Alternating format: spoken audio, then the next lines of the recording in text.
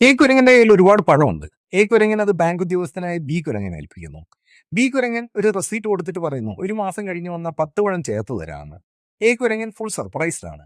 സൂക്ഷിച്ചു വെക്കുന്നതും പോലെ ഇങ്ങോട്ട് പണം കിട്ടുമെന്നോ, അടിപൊളി. ബി കുരങ്ങൻ എങ്ങനെയാണ് ഇത് ചെയ്യുന്നത് എന്ന് നമ്മൾ നോക്കാം.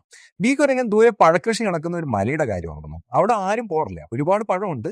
പക്ഷെ പോയി വരാൻ 5 ദിവസം എടുക്കും. പിന്നെ പോയി വരുമ്പം കഴിക്കാൻ വേണ്ടി ഭക്ഷണം കിട്ടുമെന്നൊന്നും ഉറപ്പില്ല.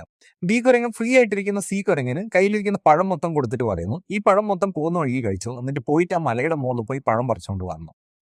5 ദിവസം കഴിഞ്ഞിട്ട് സി കുരങ്ങൻ വരുന്നു 100 പഴമായിട്ട്. അതിൽ 50 സി കുരങ്ങൻ കയ്യിൽ വെച്ചിട്ട് ബാക്കി ബാങ്കറായ ബി കുരങ്ങന് കൊടുക്കുന്നു.